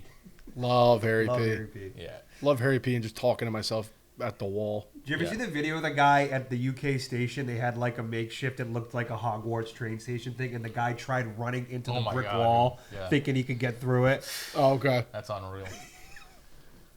I've never seen that, but that's Yeah, kind no, of me either, Hey, but guys. I love just sitting here chopping it up, watching ball. Yeah, we've been chopping it for This- a minute. Avin, what does the time code say? What do we got? This might be an 8-hour episode. This might take us through selection Sunday. We're still under an hour, 55 minutes. Really? Wow. That sounds right to me. Yeah. I would say an hour. Yeah. Because the first part we were getting used to like the in person Being thing, in person. you know, it's yeah, different. it's And different. we've never done this I still before. can't really get it. Like I don't know if to look in the camera. Like I No, don't know. I know. I think look, what to do with my hands. You've you done know? a great job of mixing it up a little bit. Some look in the camera, Yeah. have a conversation. That's good. Time just moves slower when you're with your boys. It does. It does. Hell yeah! All right, here we go. Last four in, we got. Yeah, so I mean, Auburn. Missouri, Read them out. Miami. This lights right in front of me. All I right. can't see it. Um, It was yeah, I Missouri, missed it. Miami, Ohio. I think. Let's rewind real quick. See, the tough part This is is Bubble Watch on Divine Providence. Missouri, Miami, Ohio, SMU, and Texas are the last four in currently. First four out are Oklahoma, Auburn, San Diego State, and New Mexico. Okay. This is, according to Joe Lenardi, who I think is like 150th best bracketologist, even though he Yeah. invented the profession. That is so true. That's why, honestly, this is a major endorsement here. But I like Bracket Matrix. So Bracket Matrix is the best because it shows all the bracketologists, professional and amateur, and it adds it up. And no one can beat the law of averages. Like, some of these guys know nothing. Some of these guys know everything. And then everyone in the middle. So, honestly, Bracket Matrix is the best. It shows South Florida in there as an 11 seed, but they're in bold, so it shows them as getting the auto bid right now. Mm-hmm. So I don't know if they would be in or not. Obviously, that's something we'll have to see. And then it has, like, Texas as the last. Looks like Texas is the last team in. Yeah. First two out, San Diego State and Auburn. 19 people have San Diego State in. 10 people have Auburn in. This is out of 129 bracketologists. So, Bracket Matrix is the absolute GOAT. If you ever want them. Well said. Well Shout said. out the Matrix. Shout out the Matrix. What else we got? We got Selection Sunday. So, yep, that's fun. That's at 6. Mm-hmm. Used to be fun to be a part of that. Yep. Yeah. Yeah, right. Those are good times. I will man. say it's a little stress free. Yeah. Obviously, you want your team Well, to tournament. well, it's true, but I'm also now I'm getting the more I go on Twitter, the more I get stressed about like our coaching hire, and I'm like, fuck, dude, like if we miss on this, we're in big fucking trouble. Yeah, we're fucked. Naps just gotta pony up the money, man. If they believe in this guy and they like this guy, then piggy bank. that's what it's all about. Yep. You know, You're clickety singing clink. the G Unit song. Yep. The money goes into my One of our piggy buddies made bank. a nap piggy bank edit like they do have for John Henry. Oh God. Yeah, he's gonna drop it if we make the hire. So That's I'll show it to you fire. after the show. It's I need that. It's so fire. It's absolutely so fire. So he'll tweet it out. That's tough. You know, but it's so tough, man. It's Speaking of content, I want to thank everyone who stopped and chatted with us for our Man on the Street interviews we did after we lost in the Big East tournament the other day. Yeah. Big thanks. Got some cool people. Big thanks. Yep. You killed the editing, Mike. Mike, shout out Mike, by the way. The clip's doing well on Instagram, like really well on Instagram. That was a road game for Mike. He didn't get to edit on the software he usually uses, and he did that in like a 2-hour car ride. Yeah, I did it That's on my impressive. phone So when we were driving back from Stamford, and I just put the headphones in and ripped. road game, and it came Mike, out. you great. you a little sick? No, it's allergies. All right. I know I sound a little stuffy. That's all right. But it's allergies. I promise you, I No, wouldn't. I believe you. I know you wouldn't put me in jeopardy. It's allergies. Although I was just in New York, and honestly, like in Jack Dempsey's, and Jack Dempsey's is a great bar because it's filled with PC fans, but it's also in the same breath a terrible bar because you really can't move and you can't get a drink. And I mean, 3 floors is a cool concept, but like, I wish it was a little more open. You know, the second floor is basically just like the size of this apartment, like on this living room, you know, and the third floor is long, but there's still no room. There's no, you know, width. The first floor is probably the best one, but no one hangs out on the first floor. That's like a PC fan. So, And I know when people say that, they'll be like, "Oh no, it's allergies," and they are like itchy, watery eyes. No, the I whole trust nine. you. I looked it up. The pollen levels are sky high, so I went and got Flonase. I've been doing the Flonase. No, I trust you. You know your body. I Yes. know you're not. I'm fine. Like I'm not like I've been out and about running around. Like if Yeah. I was sick, I would have told you guys not to come over, and I would have been I would have been bedridden. No, I know you know your body, and I. Everyone's gonna be like, "You fucking No, yeah. Lev sick, I imagine. dude." I know that'll be. I do want to say shout out to Mike. Mike was very, I think, proactive in the sanitization department this week. Yeah, he's walking around, you know, get the little I got my little bottle hand of Purell in his sanitizer. hand, get the little handkerchief. Yeah. He was prepared. Honestly, before I got a kidney transplant, whenever I would come back to the hotel, like after being in New York City, I would shower. Like, and I think at some point you'll get used to that because, like, if I lived there, I don't think I would do that. Like, just if I walked, like, you know, if I was outside for like 2 hours in New York City, I don't think I would come back and shower every time, you know. But I would definitely be on like a consistent 2-shower schedule, you know, 1 in the morning, 1 at night. Like, you know, you got to do that. Because New York's just kind of dirty. Yeah, it's dirty. And Avid is like on a once-a-week shower schedule, so. Well said. Well said. I think he only does his laundry once a week, too. He's like, not true. Hashtag TCP. If you know, you know. Avid had himself a week. Avid had himself a week, for sure. The Big Apple. Avid, you got any thoughts? It'll get Took to him, you, man. spit him out. It'll get to you. Avid's got some thoughts. I may have fell for some scams. My first night ever in New York. I don't know if you would call it that. I think more maybe, you know, without getting too much into detail, I think maybe you met a great saleswoman, so to speak. Yeah, for sure. She got me though. I was told it was a certain amount for what I was buying.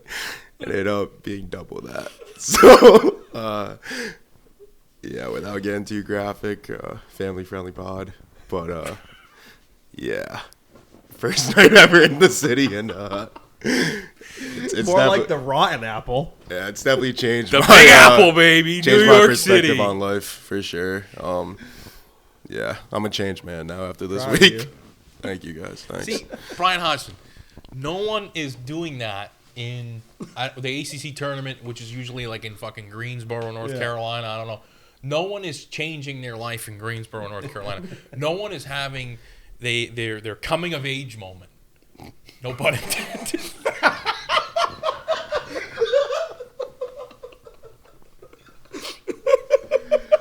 I didn't even mean that. I didn't even mean that.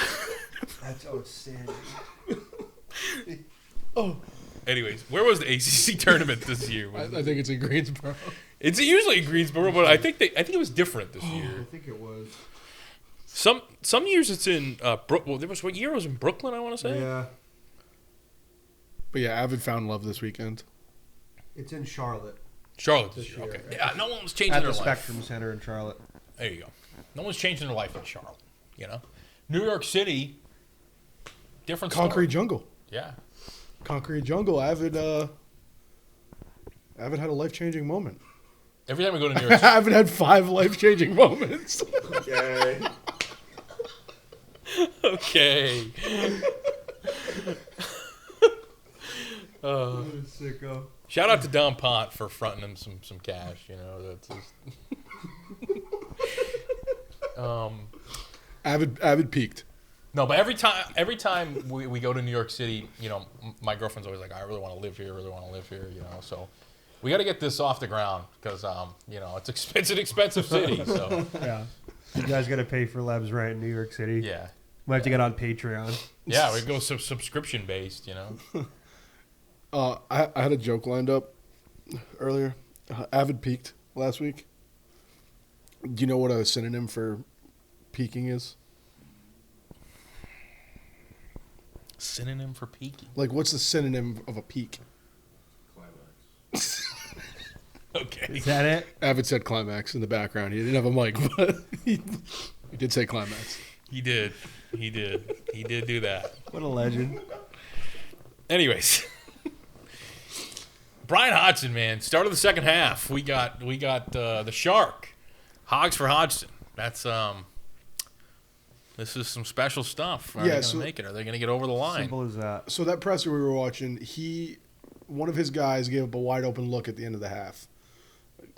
Wichita State hit a buzzer, hit a 3 at the buzzer, and Hodgson was fired. I don't know if he was pissed at his guy. I think or he pissed said at they the had ref. six guys on the floor. Yeah, he's pissed at the refs. They had 6 guys. He said they had 6 guys on the floor. I pointed out the refs. That's absolutely unacceptable. Yeah. Legend.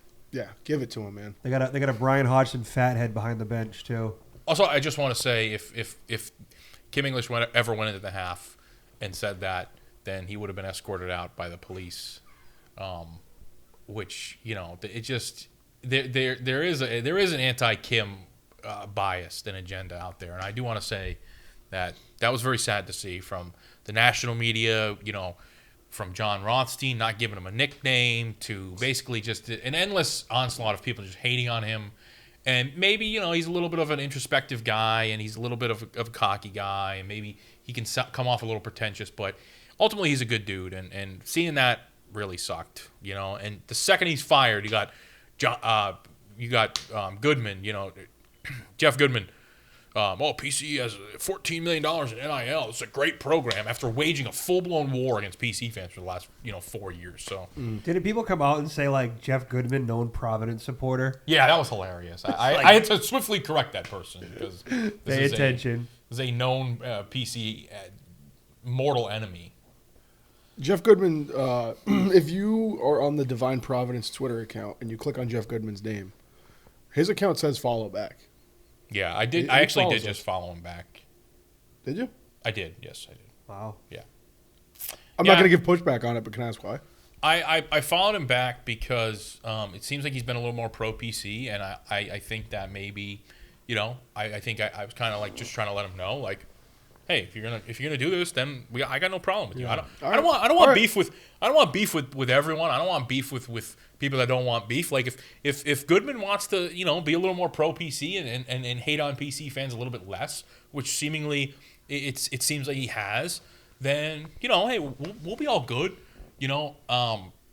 Terrence Oglesby and Rob Doster, they got a long way to go. So we'll see. But your boy Zagoria, everyone's boy. that guy sucks, man. It's Clyde Hopkins' boy. That's unbelievable. And then you got Zach Brazilier, just what a joke. He's a clown. These people are relying on PC fans to do their job.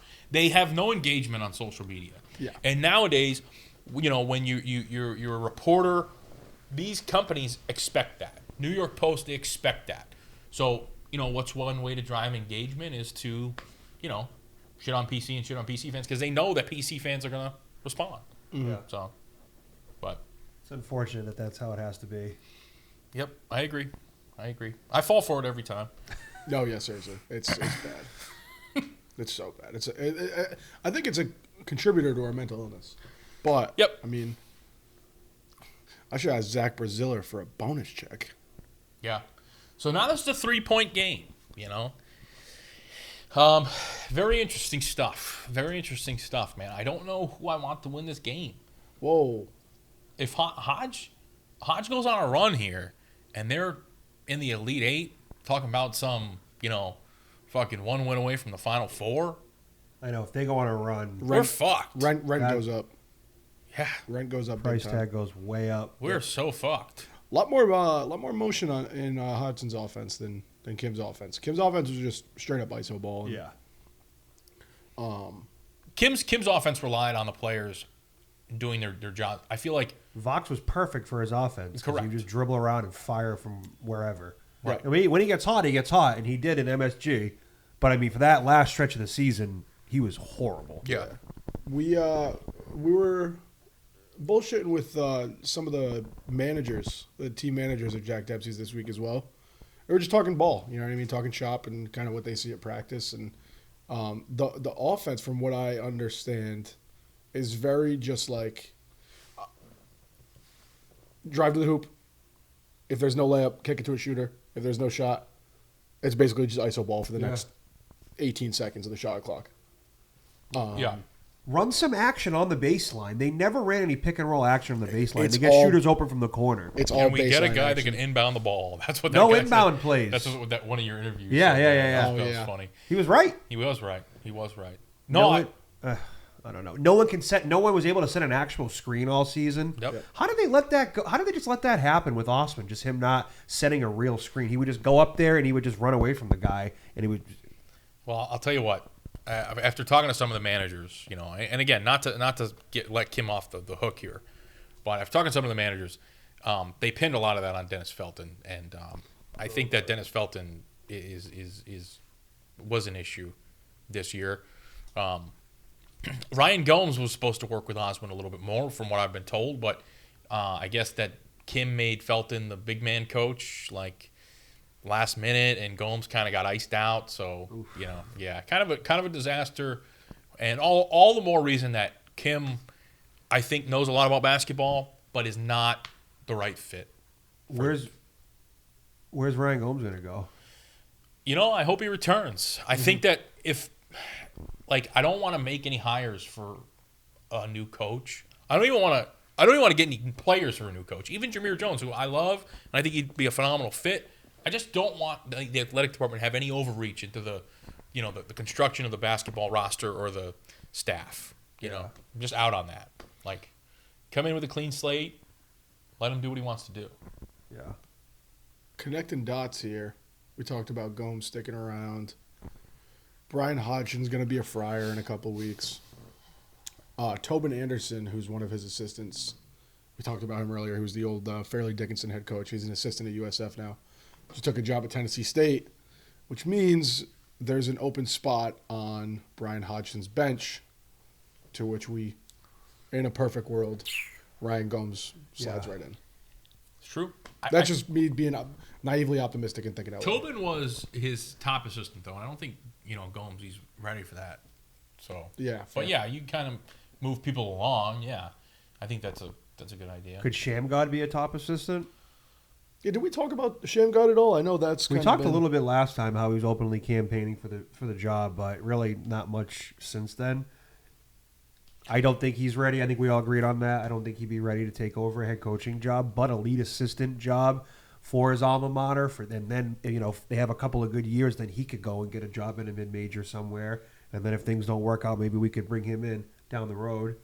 Yeah, he's in player development in the NBA, so having him in any sort of capacity with player development's been an issue the last 3 years. You know what I mean? We've talked about that too. It's if Shamgod can come in and help in any way possible, I obviously don't think any of us would be cool with him as a head coach because he has no experience being a head coach. But it would again vibes higher. Like people would eat that shit up too. I'm all in on Shamgod coming back as an assistant, player development, whatever he wants to do. I let him do it as long as it's not head coach, and pay him literally whatever. Like find whatever it is, he deserves it, and I think he's a phenomenal coach. But I just find it really hard to believe that a guy like Hodgson, who has no ties to PC, would come back and keep these fan favorites. Gomes might be an exception because he has experience and he was on the staff last year, and I think there would be a transition where maybe Hodgson would need some help navigating, with someone who's been here for so long. So maybe Gomes would be one, but I just can't imagine Hodgson, if it's Hodgson, looking around and saying all right, how many former PC players can I bring on? Totally. He's got his own set of guys, and rightfully so. He wants to keep his guys employed, so that would be tough. Absolutely. Part of the reason why you take more money as a coach, this is a majorly stated thing, is so your assistants, your assistants get paid. Think about it. You're trying to find the best deal for your staff. It's not just you. It's finding the best deal for your staff, and that's why money is so important in this day and age. Think about that. All those guys have families. Absolutely, it's a lot of pressure for the coach. Kind of, is this the right move for everyone? I'm moving a lot of people's families to a whole new city and Correct. state. Absolutely. You see these assistant coaches almost as like NPCs, right? Until they come to your program and realize wow, these are full-time jobs, and these guys, some of them are making a lot of money, some of them really aren't. Right. And that's why it's so hard to stay at a job like a USF. You're asking someone to make maybe half of what they would at USF versus PC. Even if USF finds the money to pay Hodgson, can you pay all those assistants? That's a good point. It's tough, and he's gonna, if he's a loyal guy, he's loyal to his staff, he's loyal to his players. He's gonna bring some players. They're all gonna get raises. Right. So we'll see. It's going to be interesting. But all I know is Syracuse is in the middle of a transition period, and it's going to be hard for them to... New AD. He can hit the ground running here. There's going to be a lot of shit he has to deal with going over to Syracuse. Mm-hmm. Everyone's getting used to everybody over there. The AD, he just started. This program's built. People say, it's a rebuild. It's not the case. This program is built. We just hired the wrong guy. Yep. That doesn't mean you take 10 steps back. We took maybe 1 step back. But we can take 10 steps forward with the right coach. This thing, like you said, you make the right hire, this thing's humming. Obviously X's and O's are one thing, but roster construction, I think we've learned in the last year and a half, 2 years, is roster construction is probably 40% of the job. Put the guys in the right place, know what you want to run, and get the right personnel. I know we were all fired up because, Kim was a great recruiter and he could kind of sign these guys who had great rankings. But if Kim's not putting them in the position to succeed, you got to be able to build a roster with personnel that you can put in the right spot to succeed. And that's not to say Jameer hasn't succeeded, but I think you could argue Oswin wasn't put in a position to succeed. No, I mean the roster looked great on paper. And everybody was very excited, but you need to develop talent. It needs to get better. And we didn't really see any improvement from anybody. Mm-hmm. Really, who? Who showed you? What was there a player on that team that you looked at wow, that guy really took some strides since the beginning of the season? Jameer was just going off of sheer talent and what he knew coming in. You could tell as him being a freshman, he's very raw. Sometimes he would make some bad decisions with the ball, and he wouldn't have no numbers. He'd go to the basket. With 3-on-1 or something like that. But when he made a crazy play, you were this guy has talent. That's what he's going off of. Vox came here with talent. That's what he was shooting off of. And sometimes he would hit the shot, sometimes he wouldn't. Oswin, it was just, he was a good rim protector because he was tall. He didn't really rebound the ball that well. He didn't really move in the defense that well. He wasn't setting picks that well. Not to sit here and to shit on the guy right now, but just from what I saw, I can't think of a guy who made huge, significant strides since he got here. There isn't any. Player development has been a disaster. It's so unheard of that, a guy like Corey Floyd could spend... He was the same player, really. You could make the argument that he got worse. And Richard Barron, I know he didn't play this year, but I felt bad from for freshman Rich. Year to sophomore year, he got worse.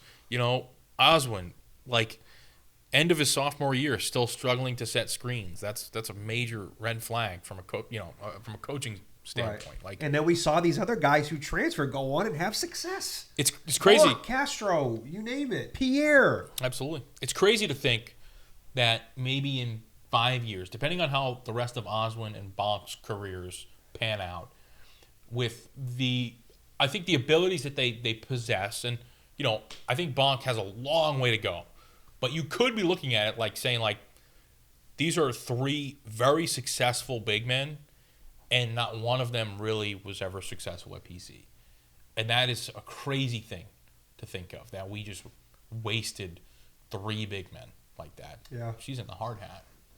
Wow. They do, obviously. Bryan Hodgson's an Alabama assistant, or former Alabama assistant. Sue me for mentioning Alabama on the pod, but they do kind of similar to what Alabama does with the one behind, with the hard hat thing. The blue collar, tough, whatever. Yeah. They also, there it is right there, actually, right on the screen. His blue collar point system. Blue collar point system. Yep. So they keep track of you draw a charge, tipped pass, whatever.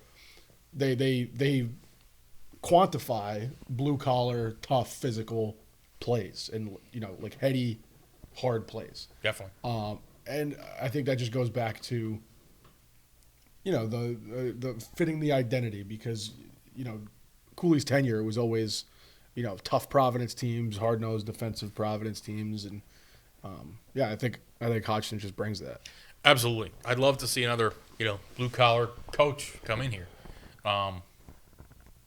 That'd be absolutely electric. Yeah, blue collar, very important, especially in Providence. Blue collar place, blue collar fan base. Yep.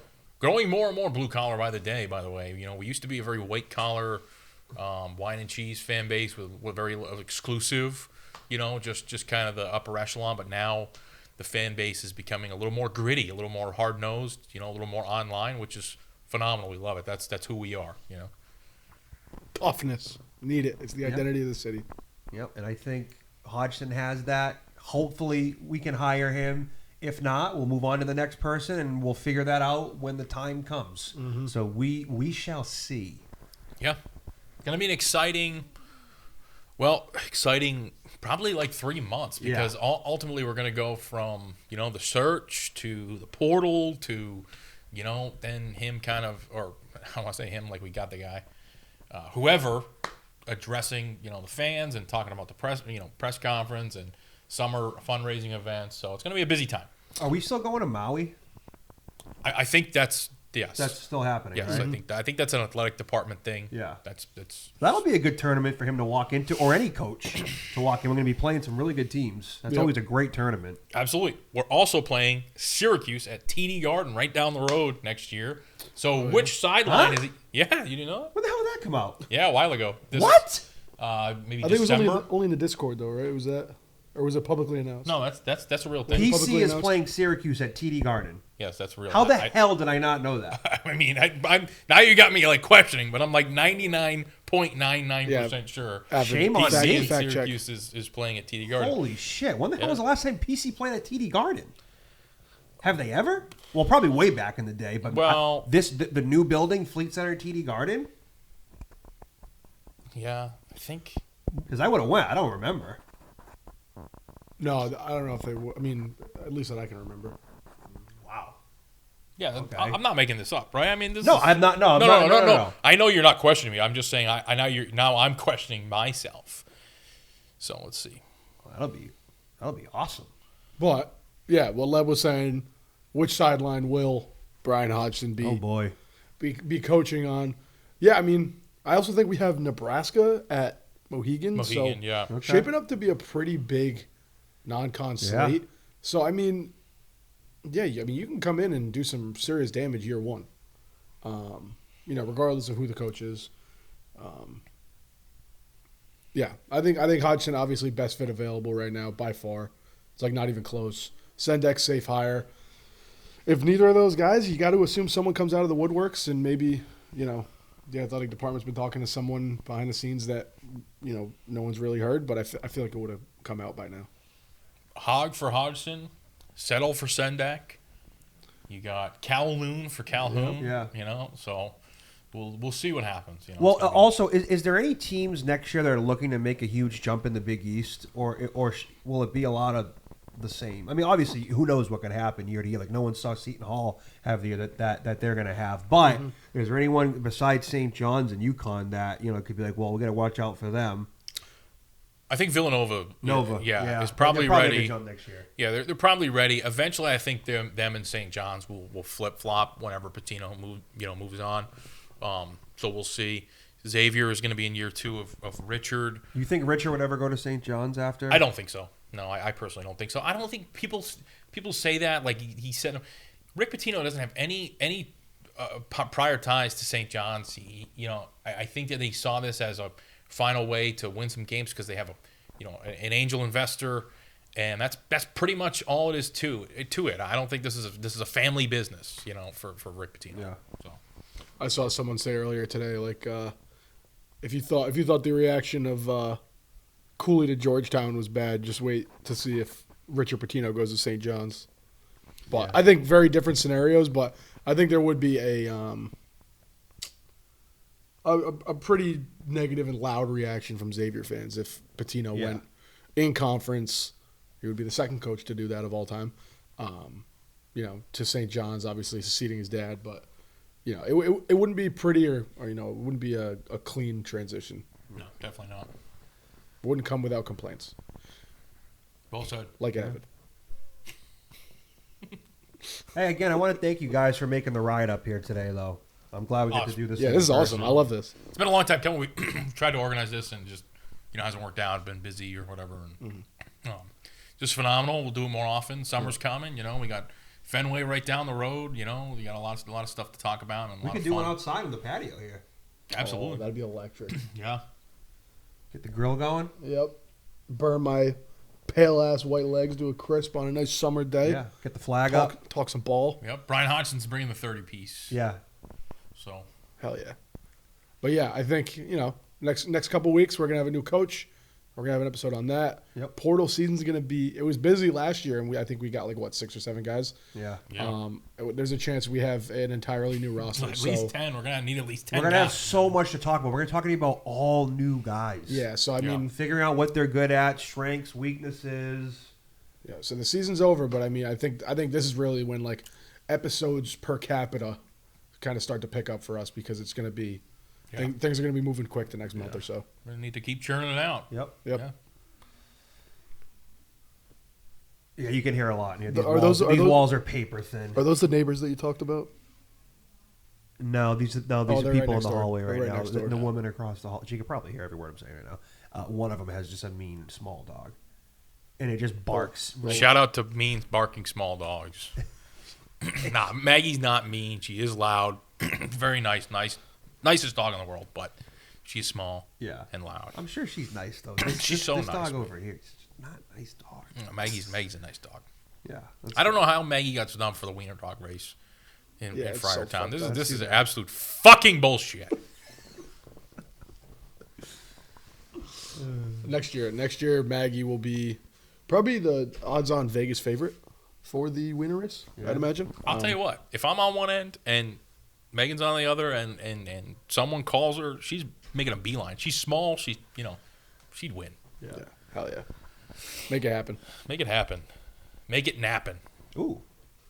There you go. Okay. Print the shirts. Make it nappin'. Make it nappin'. Look at Hodgson fatheads. Yeah, that's cool. Anyways, he's still working the refs. Go Friars. Thank you all for tuning in to our first in-person show. You guys got anything else you want to add before we hit the road here? Shout out Rick's in New York City.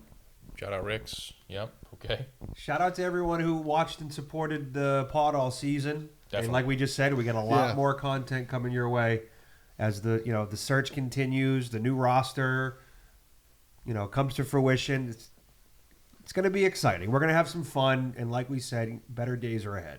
This should be viewed as, even if we don't land the number one hire, I think this should be viewed as a breath of fresh air for the fan base. Yeah.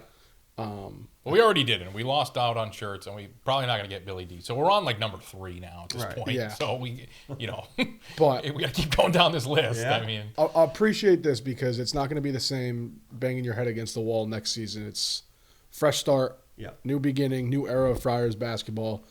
Let's get excited, and we'll talk next time we have a new captain of the ship. And the program will learn from mistakes too. You definitely learned something this year. That's for sure. Definitely. No, absolutely. Well said. Shout out Jalen Sellers, apologist. Keep carrying the torch. Shout out Phantom Fryer. Finally met him.